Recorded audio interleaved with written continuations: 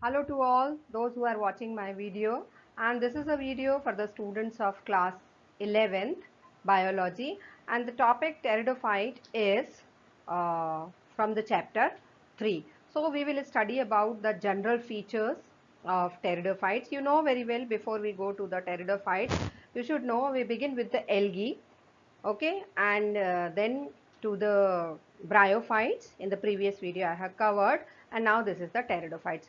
You know, bryophytes, when we say, they are the amphibians of plant kingdom, means they can survive on the land, but they can grow on land, but for the fertilization they require the water.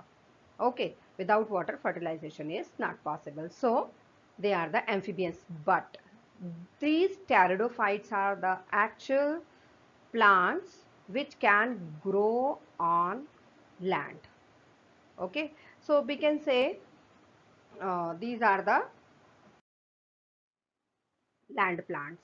Okay, but these plants are vascular plants. Vascular, when we say, it means they have the xylem and the phloem.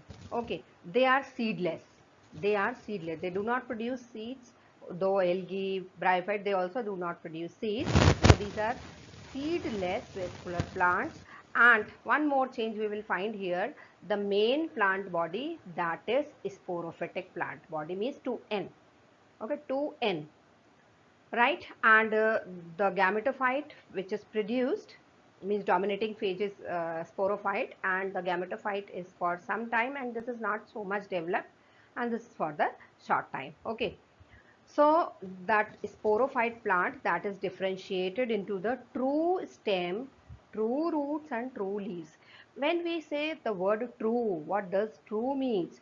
True means they have the vascular tissues.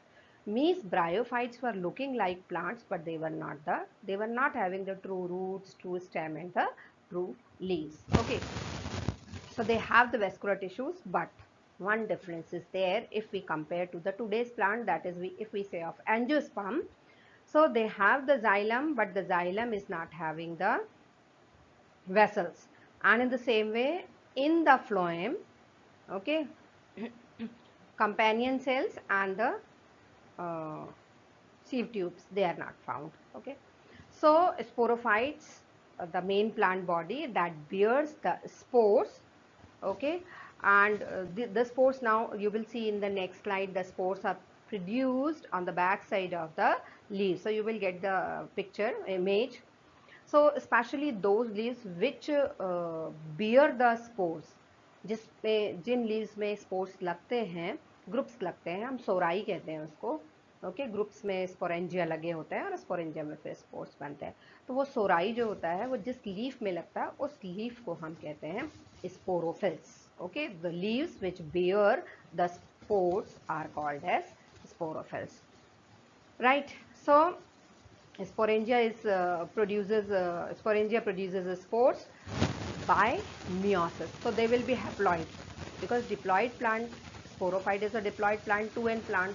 So by meiosis it will produce the haploid spores, and when the spores will germinate, it will produce multicellular thallus, and we call that thallus as prothallus.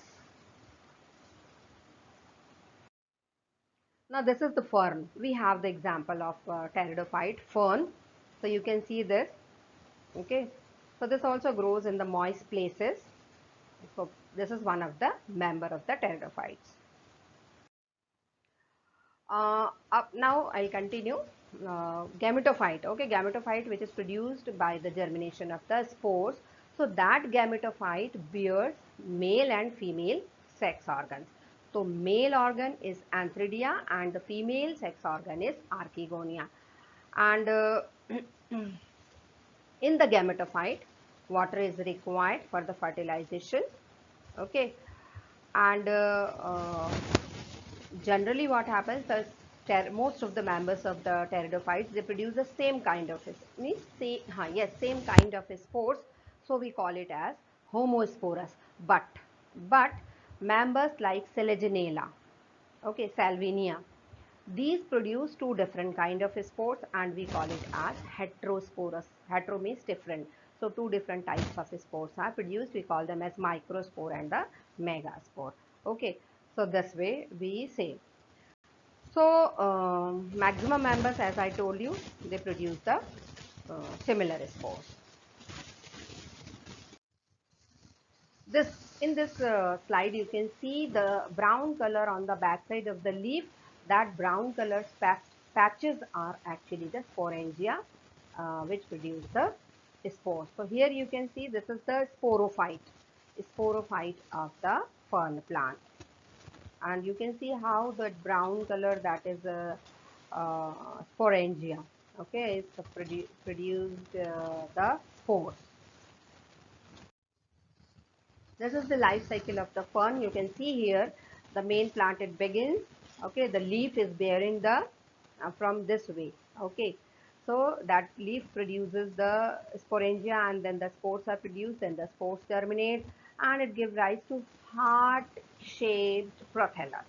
We call it as prothallus to the gametophyte. And further in the gametophyte, you can see it is not dependent on the sporophyte. One thing is clear, it is having the rhizoids from which it can absorb the nourishment from the soil.